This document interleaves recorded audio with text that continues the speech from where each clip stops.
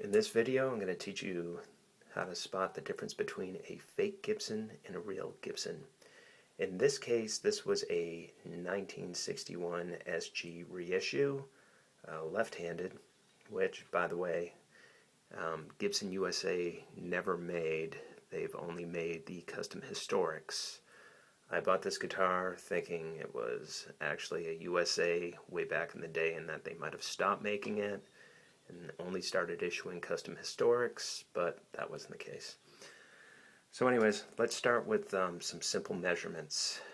As you can see, it has the Gibson logo on it. It has the holly inlay as well. But some telltale signs are first by measuring. So if you measure from the nut to the bottom wing there, you'll see a 2 inches, right? If you measure from the nut all the way to the top of the headstock, you'll see 7 3/8 inches. And if you measure across at the bottom, you'll see 2 3/4 inches. Okay? That's not typical of your Gibson measurements. We'll go over to a real Gibson and I'll show you. So this here is a real Gibson. It's actually a 61 SG reissue. It says Les Paul on it because in 61 they reissued Les Pauls as SGs as Les Pauls, and then in 1963 Les Paul said he wasn't going to endorse the guitars, so they had to remove that. So anyways, let's make some measurements here. Okay? First and foremost, let's measure from the nut to the wing. And that is much shorter. We're looking at about 1.5 inches. Measure across. You have 1 7/8 inches. And measure from the nut to the top. You have 6 7/8 inches. Okay, back to our counterfeit Gibson. I want to point out a couple of things counterfeiters are getting good at. Get some light here.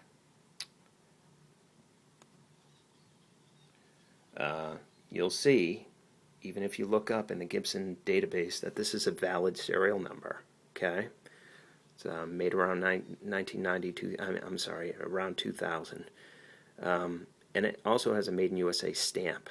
However, on a Gibson, the Made in USA usually starts around where it says USA. It's not that high up, and it's usually a smaller font or font size. The second giveaway here is the tuning machines do not say Grover Deluxe or Gibson Deluxe or Gibson. They don't have any Gibson stamp at all on them. The last of the dead giveaways here, and this is actually the biggest of them, is the scarf neck joint. Now, if this were a guitar that I had bought with a broken neck joint, this scarf neck joint would actually be up here. Because it's down here, I know it's a fake, first of all, because somebody would have to go through an awful lot of work to replace this fretboard and binding and all of that. Secondly, there is a website that I'll publish out there that has a picture of the same neck joint, and the guitar was actually considered a fake. So here I have a truss rod cover that will fit the any Gibson really, and I'll try and put it on this guitar. Okay? Let's start with something as simple as the screws. So this came off our Counterfeit. Let's see if you can get that. It's a long screw or a longer screw, and this came off our standard, much shorter. So this is the truss rod cover that came off of our copy or our Counterfeit. 2-ply, thin. This is a replacement one, which I'll even try and put on my other SG. So you'll see the ply is a little bit thicker, aftermarket. You match them up, they're slightly different, but let's try and put this one on, okay? So let's do this.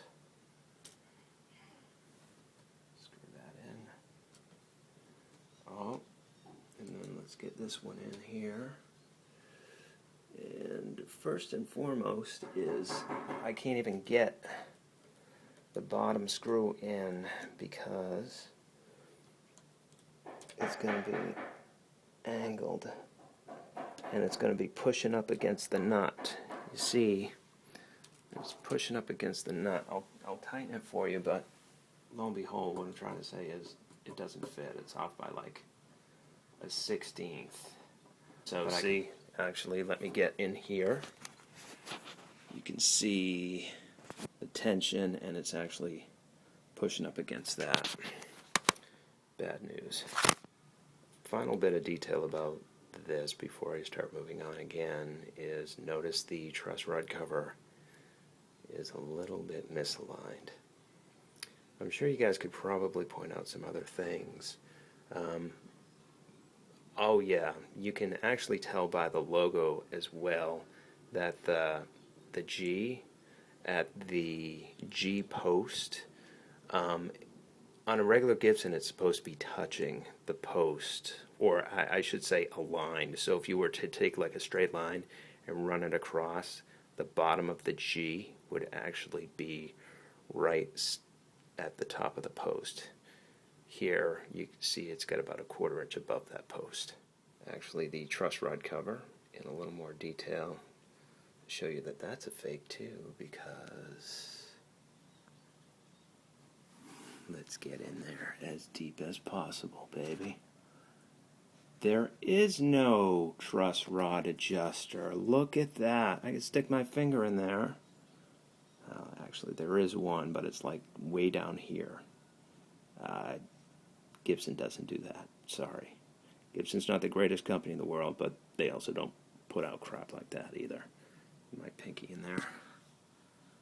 There you go. Nice. So I remove the screws from this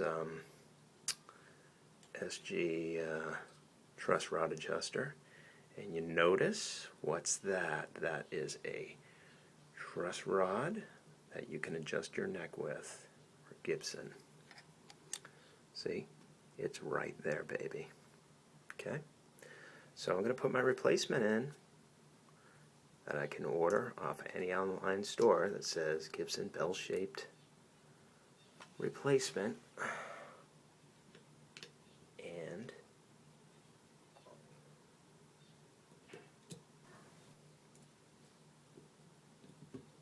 okay, let's get the top screw in.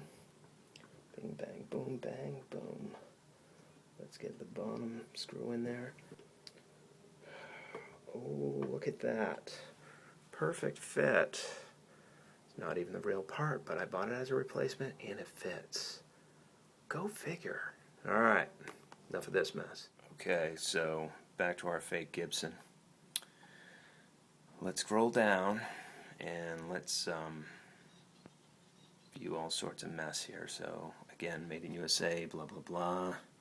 Bad. That should be lower. That's a legitimate thing, but it's not quite.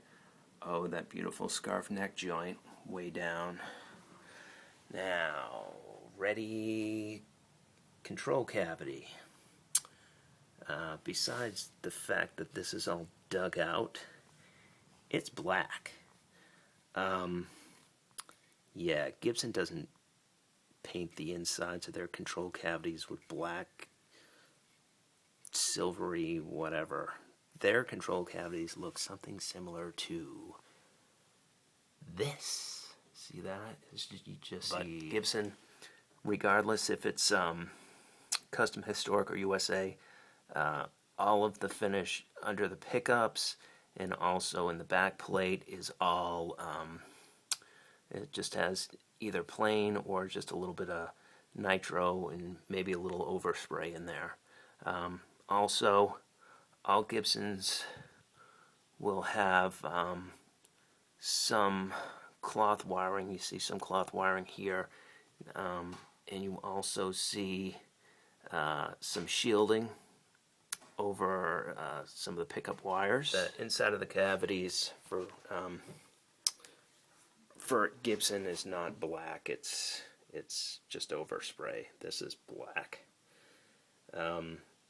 Another thing I wanted to point out, which I can get a template on, is that the screw holes for the pickguard don't align, and neither do the pickup rings. If you get a standard set of pickup rings, they won't fit on here. I can demonstrate that in another video if needed, but for the most part this wraps up what we're looking at here.